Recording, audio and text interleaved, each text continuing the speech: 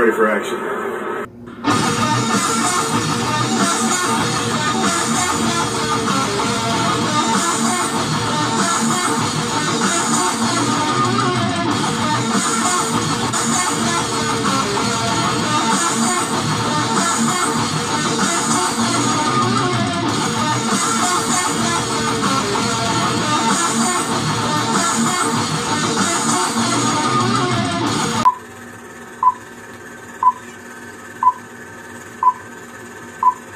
Alright, what's up YouTube, Facebook, Instagram, and LinkedIn? How y'all doing tonight? This is TK from Comic Insider, and we're here with the Ninja Turtle Raphael himself from the original movies, the amazing Kenn Scott. How you doing tonight, sir?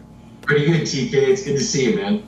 It's good to see you too, man. It's kind of funny, you know, you mentioned PensaCon a minute ago, and I was like, oh, man, you know, might as well just get an interview, you know, knocked out before PensaCon, and we cover that event, so it's pretty cool. We always team up with the Tory B from the Gulf Coast CW, and I was like, you know what? Everybody's bored during the quarantine, and might as well see if this guy's wanting to do an interview. So thank you again so much for being on the show.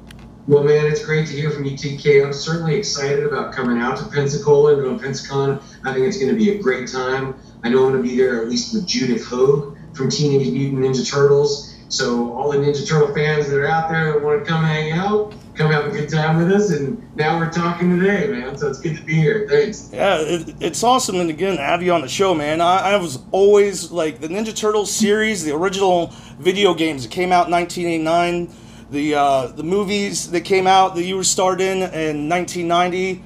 You know, that whole franchise of the original old school Ninja Turtles was just my childhood, man.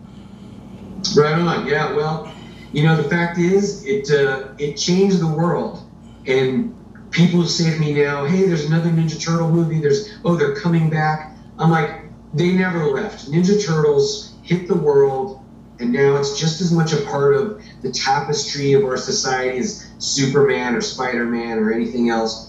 So for me to have had the opportunity to even be a small part of that thing was super cool. So it's touched a lot of people's lives, including my own, but it's always cool to hear.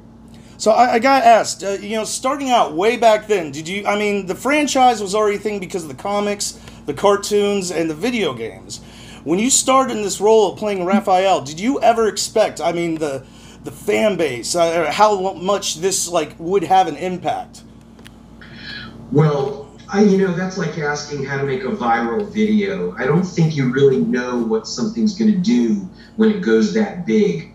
I also want to say too that, you know, I didn't go into the first movie as Raphael the Ninja Turtle.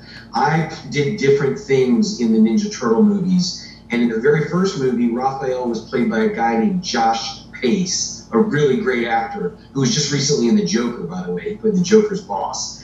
But he played the original Raphael, and I was the action and stunt double for Raphael. So I did the martial arts for him in the first movie. Then in the second movie, Secret of the Ooze, I was the actor because Josh went on to do other things, and then somebody else became the Raphael stunt double at that time. That was Oh Sun Pak, a great martial artist. So when I went into the first Ninja Turtle movie, I wasn't thinking about like, oh, I'm a Ninja Turtle. This is going to be great. This movie's going to be huge. I had my own personal journey going on of trying to become a movie star, and this movie was my first opportunity to do that. And I was playing one of the foot soldiers. So it was a different. So I wasn't thinking, man, this movie's going to be huge. I was thinking, wow, this is a great opportunity. I'm finally in a movie. Right, right. And speaking of playing one of the foot soldiers, so I did read the book. If y'all have not checked that out, Teenage Mutant to, you know, Ninja Turtles, becoming Raphael, man. Yes, Like, you're right, TK. It's Teenage Ninja to Mutant Turtles. Yeah, sorry, my bad. So I reread the book, and it scared me half to death after you know, I talked to you. I couldn't find my original copy, and thank God Amazon had a Kindle version. So got to read online, and so I wanted to ask, man, on the when it comes to the chapter, so you're a chucker, you know, a fellow chucker, eh? was that you as the foot soldier that did the nunchucks in there? Because I know you have a martial arts background, man. Basically what happened was I was hired on the first movie as an extra. I was hired to be a foot soldier. And my job, we shot the movies in North Carolina, and that's where I grew up. So because they were making the movies there, I had my own personal journey. I was trying to be the next Jean-Claude Van Damme, and it just so happened that right here in my backyard in North Carolina, they were going to make a martial arts movie. I had never read a Ninja Turtle comic book. I had heard of them, but I didn't know anything about it. And so once I heard about this opportunity to go be in a movie, for me, that was a chance to go audition and then try and get jobs and do the whole. So I was living my whole life kind of in that way. And my first job was being an extra, being a foot soldier. I was working for Pat Johnson, the stunt coordinator. And I was like, man, I was getting paid $75 a day to get beat up by the main characters. And the main characters were the Teenage Mutant Ninja Turtles. And when I was sitting on that stage, I was like, well, who's that? And they're like, well, that's Raphael and that's Leonardo. Like, I learned, I didn't know who April O'Neil was or anything like that. And so I was basically being a foot soldier, and when it came time to do the fellow Chucker scene, where all the foot soldiers invade April O'Neil's apartment, and then Michelangelo goes, oh, a fellow Chucker, eh? Yep. And they do nunchucks back and forth with the ninja. I got lucky because I got to be that ninja. I'm the one doing the nunchucks against Michelangelo. But throughout the whole movie, because I was hired as a stunt guy to do that, anytime you see those foot soldiers crashing through the windows, fighting with nunchucks, crashing through the skylight, pretty much that's going to be, it's me, it's a bunch of other guys too, but pretty much I was one of the main foot soldiers, and I got to do all those major stunts. And then ultimately, when the guy who was the stunt double for Raphael, he was doing the stunt scene, he got hurt. And he couldn't be Raphael, so they needed somebody to take his place. So I became Raphael's stunt double, and I got to do all the martial arts and action and all the fighting for Raphael after that. That's pretty cool, man. What was your reaction when they had you step in on that?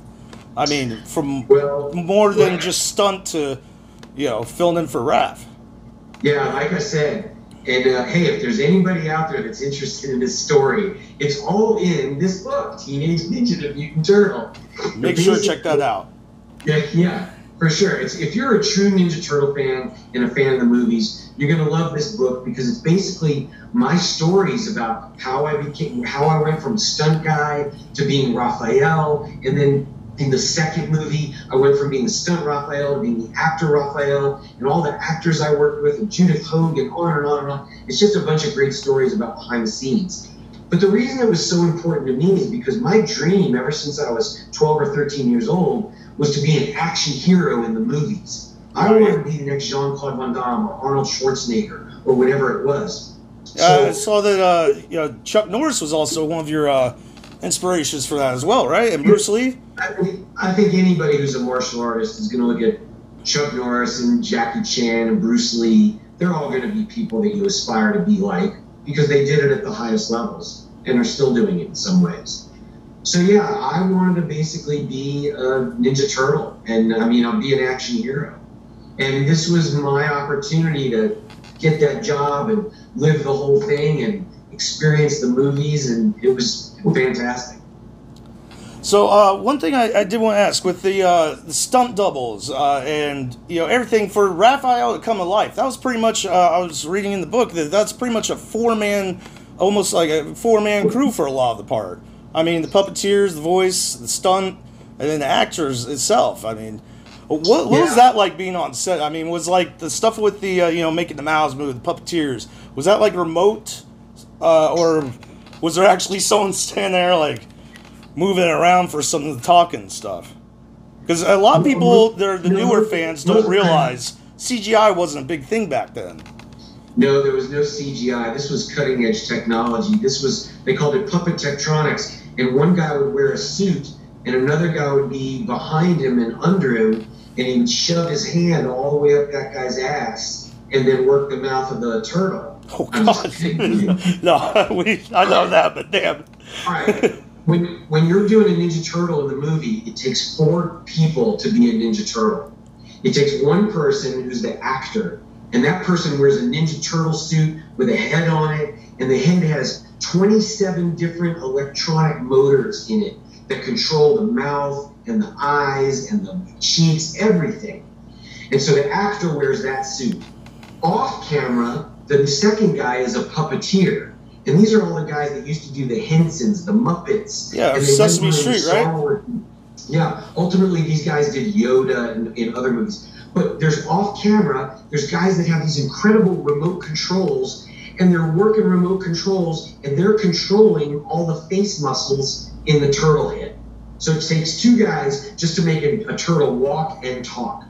Then, in order to do all the fighting, you bring in a martial arts guy, you put him in a suit for a turtle, and he does all the action, and there's no motors or anything because you got to do stunts. So that's the 3rd guy, and then the 4th guy comes in when the movie's all done and does the voice during post-production. So in the first movie, I was the stunt double that did all Raphael's action, and in the second movie, I was the actor with all the motors and the servos in the head.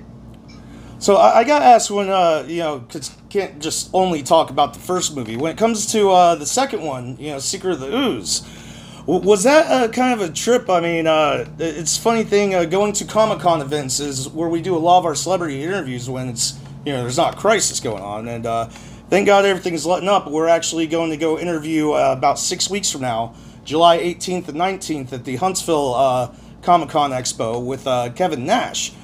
What was that like meeting that guy? I mean, I don't know if you met him when he was, had the suit on already or not, but I mean, what was it like meeting that guy? And he's such a cool dude, by the way. If the fans from Comic Sire don't already know, and just fans of Ninja Turtles, he played the Super Shredder. And what was that like, meeting that guy? Because he does look like, he'd knock someone's block off, but he's really the friendliest dude. I mean...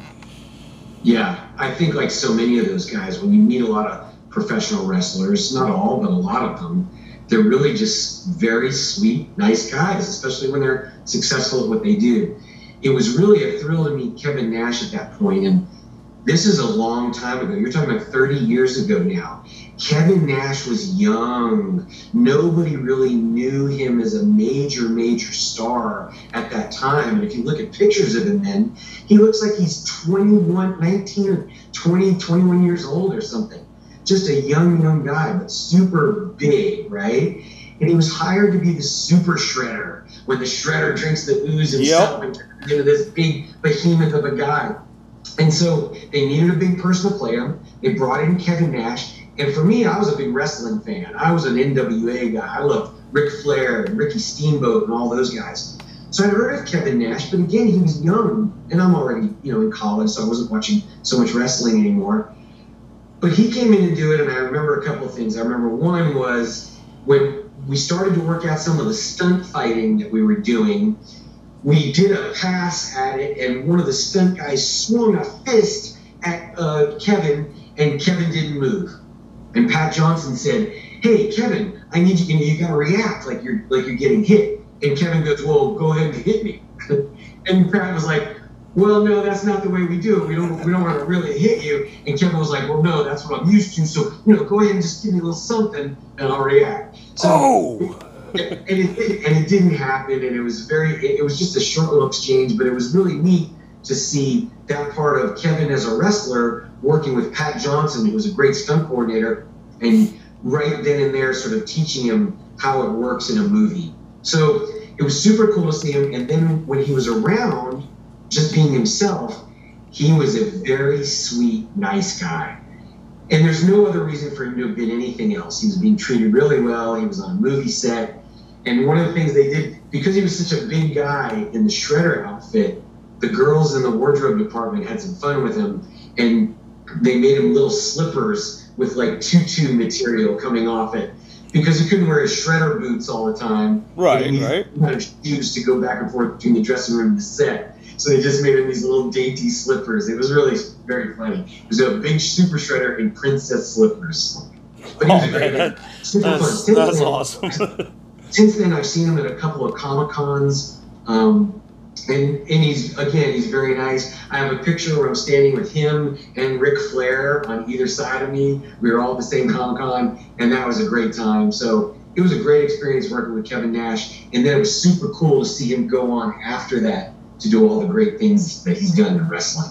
Yeah, a lot of stuff in wrestling. He's been in a good handful of movies since too. I mean, if you remember Marvel's The Punisher, the first one.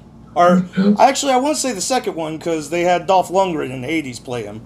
But the 2004 one. But, yeah. So, getting back to Turtles, man. So, on The Secret of the Ooze, man, I had to ask for laughs. Reading, the book, I had to ask for laughs. There was this paragraph, or not paragraph, but almost chapter in there that was talking about this, the fight scene with Raza and Razor, and pretty much the scene in the movie where Raphael's strapped to the pole, Donnie and Michelangelo and Leonardo trying to save him, and the net is what I want to talk about, because you mentioned this in the book that it had no tension in there, and I got asked for funny laughs. Were you laughing a little bit when there was the part where because they bring the net up, and it was in the book that said that the guys tumbled over each other, not trying to. Right. For those that don't know, in the movie, there's a scene in Secret of the Ooze where Raphael is being held captive by the Shredder. He's tied to a stake in a junkyard, and his three brothers, Mikey and Leo and Donnie, are all looking for him. And as they come into the junkyard, they walk through a trap and they get scooped up in a big cargo net. And when they went to film that scene, they put the three stunt guys in the turtle suits. For those three turtles, they walked across the net scooped them up and lifted them up like that. Unfortunately, right before they did it, something had happened the night before where one of the cables in the net had gotten worn out against another cable or something. And so as the stunt guys got into the net, when we went to shoot it and the net went up, the net got about probably 6-7 feet off the ground or so, and then the cable broke. And bam, just dropped those guys. Oh, wow. I thought it meant they tumbled on each other because the tension in the net. I didn't know that it dropped them. Yikes. No, that was basically what happened was that the whole net fell down. And it doesn't sound like a lot when you just say 6 or 7 feet, but again, you stand on top of a 6-foot ladder and then just throw yourself onto the ground. Yeah, that's smart. I don't think there's anybody out there that's willing to do that, other than some great parkour guys or something.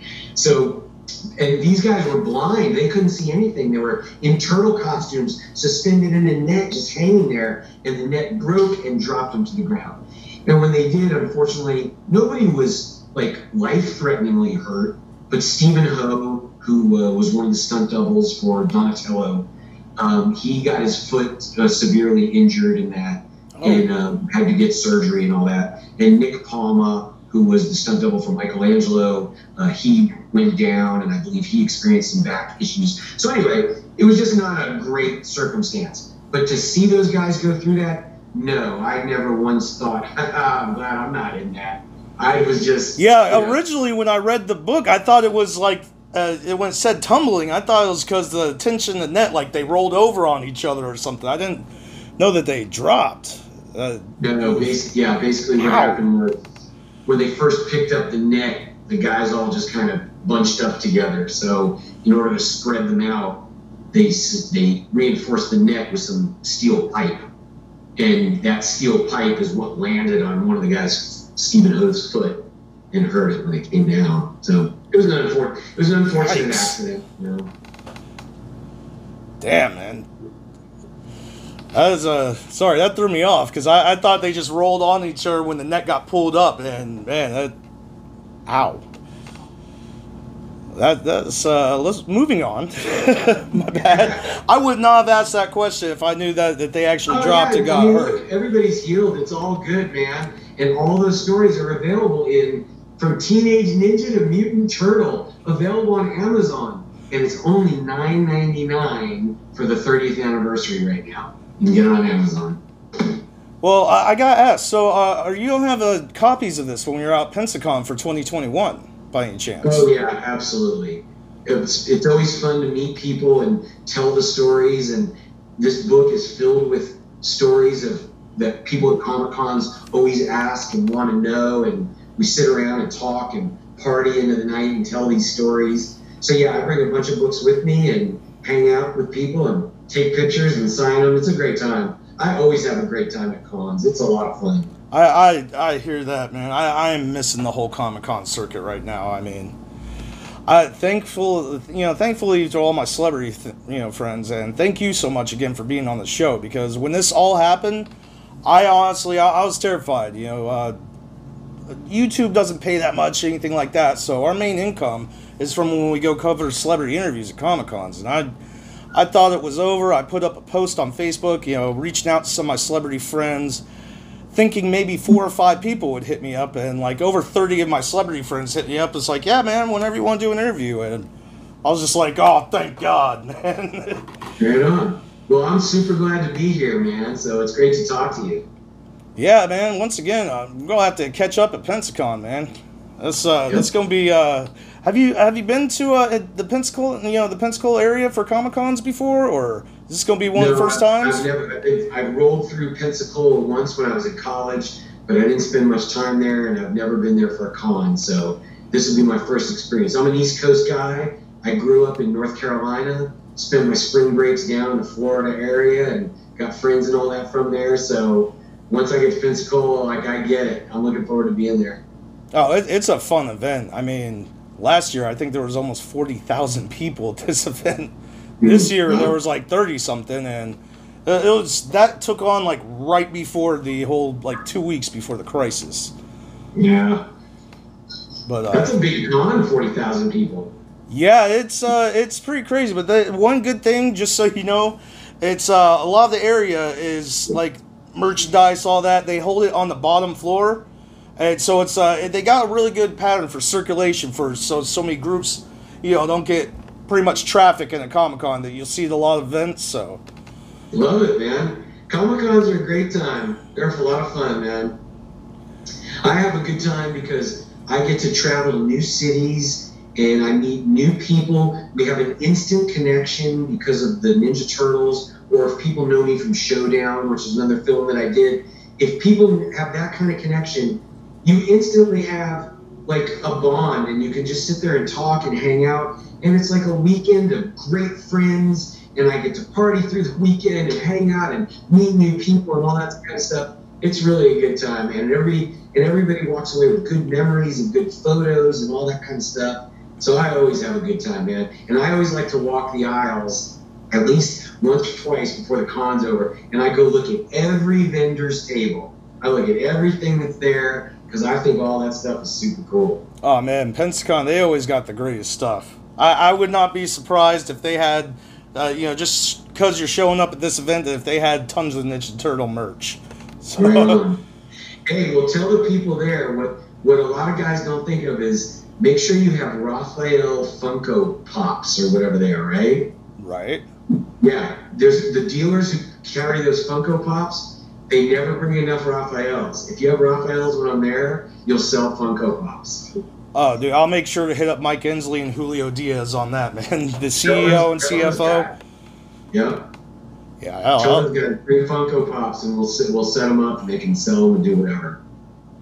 Hell yeah, man. Even try to get a couple signed for the fans. That would be cool. That's what I'm saying, man. It's a good time, For people that are fans of Ninja Turtles and stuff, I love to tell stories. I mean, that's why I wrote a book.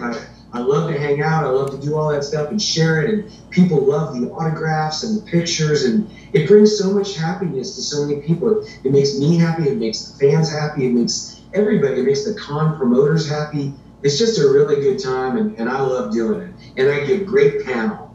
So if I come to Pensacon and we do a panel, y'all make sure and come and hang out and check out the panel. Oh, we'll make sure to film it. It's going to be awesome. Well, hey, before I hop off here, I did want to ask one more question before we have, because I can't keep you on here all night. But from Ninja Turtles or any of your projects you've done, What was a scene or one of a project that you had a certain bond to, or if it was Ninja Turtles, maybe something like a favorite scene that you did, or I mean, because you've been in a lot of other stuff besides Ninja Turtles. You said Showdown. I mean, also Dracula's Widow. Yeah, listen to you. My thing that I have the most deepest connection to is a movie called Showdown, and it came out in the mid '90s, and it was basically a Karate Kid style movie where I was a young kid in a new high school, and I got beat up by the bad guy in the school, and the guy who was the janitor at the high school, who used to be a cop, played by Billy Blanks of Tai Bo fame, he became my Miyagi, and he teaches me martial arts, and I beat up the bad guy and win the girl. And this movie was called Showdown, and it was hugely successful. It played in theaters. It sold around the world. In Germany, it's known as American Karate Tiger. And it was awesome. My goal was set out when I was a kid to be an action hero, to be a Jean-Claude Van Damme. In this movie, I wasn't hidden behind a turtle costume. It was me and my workout and my abs and my kicks, as good or as bad as they were. It was me, and it was my action hero movie. So Showdown is probably the thing that in my heart, I'm like, man, that's my thing. I wish it was a better movie, and I wish I was better in it to make it a better movie. But it's still, that was my action hero debut. So that's so awesome. American Karate Tiger. That is so awesome, man. Y'all make sure to check that out. It's Friday night. Why not? But before hopping off here, is there a way to let the fans of Comic Insider, Teenage Mutant Ninja Turtle fans, Showdown fans, or just anybody that stumbles across this interview, be able to find you like a page or the whole fan page, be able to hit you up? It's not hard to find me. If you really want to see some cool stuff, go to turtleconfessions.com. That's turtleconfessions.com. Go there. It's my own personal author website. It's got pictures from behind the scenes of the movies. It's got deleted chapters. It's got videos. It's me telling stories about the video. I mean, it's a whole bunch of cool stuff if you're into that. So go check it out. From there, you can find me on Facebook. You can find me on Instagram. Just look for Kenn Scott Raphael, Ken with 2 N's. And you can find me super easy. Just Google me, whatever. But go to turtleconfessions.com. That's where you're going to find the most gold mine of super cool stuff. Y'all make sure to check that out. Well, Ken, thank you so much again for being on the show. Comic Insider, like and subscribe. Remember, we're the only channel that has a clean bill of health from Dr. Doom, Dr. Strange, Dr. Fate, and Dr. Baxter. Y'all have a great night. We will see you in the multiverse. Hey, what's up, everybody? This is Ming Chen from AMC's Comic Book Men, and you should like, subscribe, watch, and tell all your other friends to like and subscribe Comic Insider.